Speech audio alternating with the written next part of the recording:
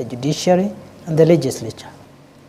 To that extent, to the extent that constitutional institutions were involved and are still involved, I see no problem with that process, and if there is a problem, there is a way of remedying that problem. What about the right to fair hearing that he did not get? That is the matter before court, unless you want me to discuss the merits of the matter before court. So then what's your relationship between you and the ousted, impeached deputy president? As it was before.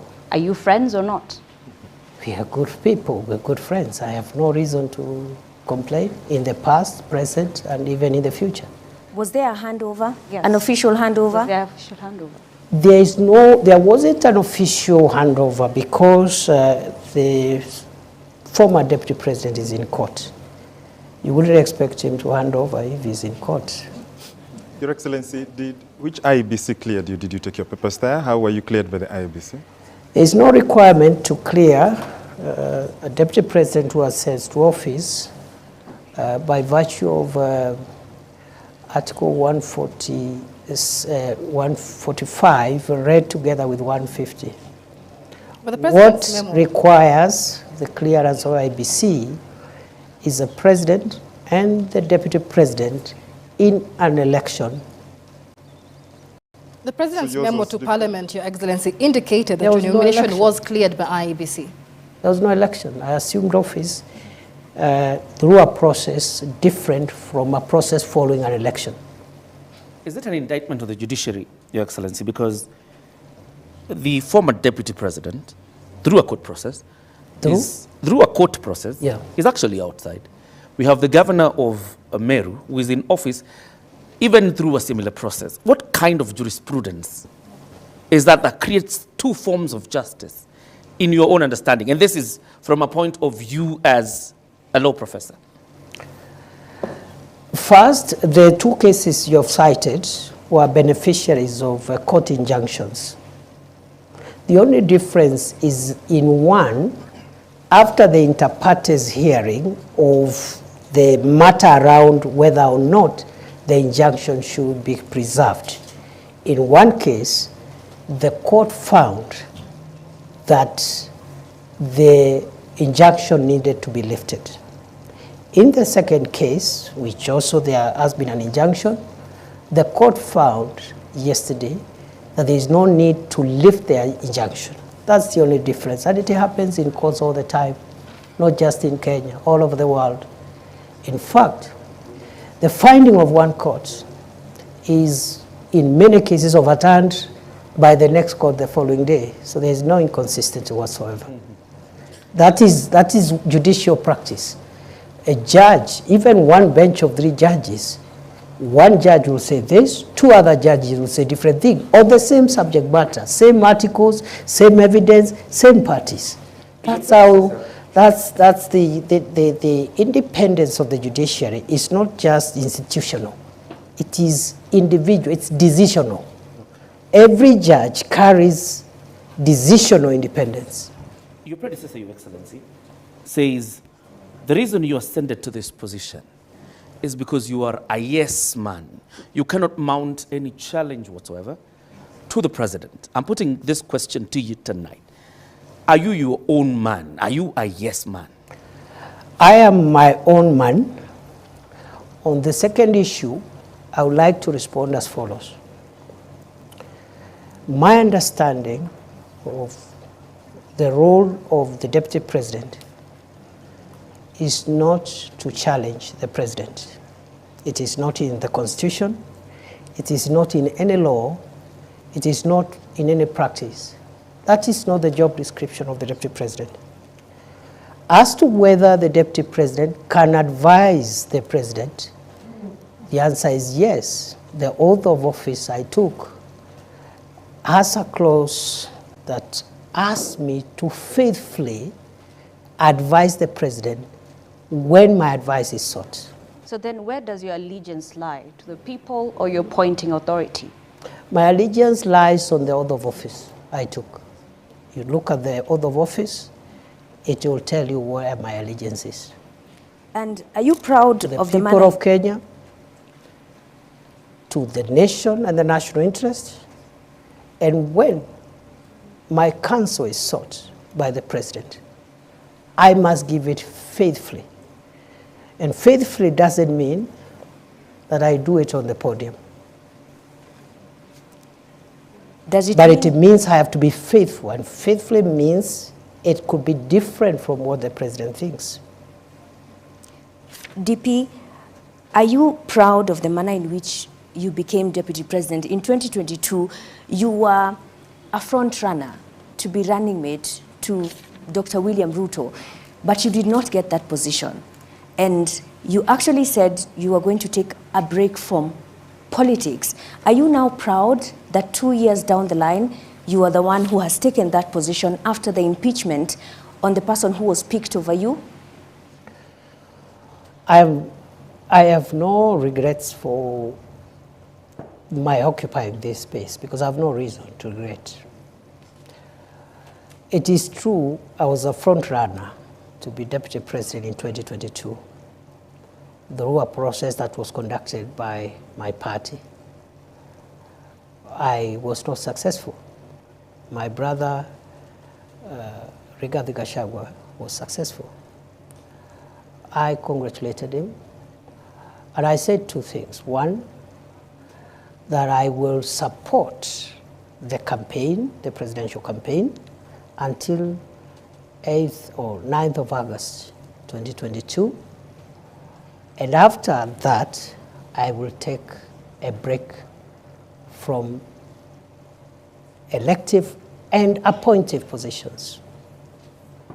But you still took the CS Just a moment. position. Just a moment. After I made those two very important decisions, which I made after soul searching and consulting everyone who needed to be consulted, my party and its leadership met and persuaded me as a member of the party, because I didn't say I'll leave the party. I said I'll campaign for President Ruto and his deputy, but after that I'll not be running for any office. I'll take a break for 10 years. And therefore, the party met and persuaded me to change my mind and accept an appointive position as Minister for Interior, which I accepted. That's all. Are you the kingpin of the Mount Kenya region? Which office is that? Of course, you were endorsed. You are endorsed by a section of members from majorly the East, where you hail from. You never dismissed that. Which office is that? Your Excellency, other than the Kingpin issue, there are a majority of members of parliament who met in Nanyuki from the Mount Kenya region, that is before you ascended to the office of deputy president, and endorsed yourself as their link in government. To the executive. You have ascended to that office now. Are you now, have you ceased being their link? Maybe you should ask them. Because I think the members of parliament, because I didn't say it, they said it. So maybe they can say it again if they wish, but to the best of my recollection, those members of parliament had expressed frustrations in getting their constituency development agenda through to government because of the breakdown of relationship they had with the former occupier of this office. And therefore, they asked me whether I could convey their needs to the president. And because I was a member of the cabinet, I saw no problem with that. But whether or not they would continue asking me to convey their messages, it's up to them to decide. Your Excellency, from that region. Sir, you come from that region, the Mount Kenya region. Tharaka Nithi, where you come from, is nestled in Mount Kenya region. I want to know, because Kenya Kwanza had promises it made towards the people of that region. So who will be pushing for the implementation of these promises? That region, like other regions in Kenya, has very many elected leaders. The office I occupy now as Deputy President is an office of the Republic. Unlike other leaders, for example, who have a subnational mandate. And therefore, the way I see it is that the people from the region you're referring to, which happens to be where I was born and raised, have a right, just like the people from the coast, Western, Nyanza, Rift Valley, Northeastern. They have a right to use this office, because it's a national office, to channel their needs, interests to the government. So I see no contradiction, I see no change of position, and the only thing I don't understand is this thing about the Kingpin or something. I don't understand it because there is no office like that. Well, and are you still hopeful, and do you think there is a possibility of you becoming William Ruto's running mate come 2027? How would I know? Your Excellency, then you've talked about development and, you know, those members of parliament using this office to lobby for development. Shouldn't then development be a democratic right so that then there is no need to lobby and to push for it? That's not true.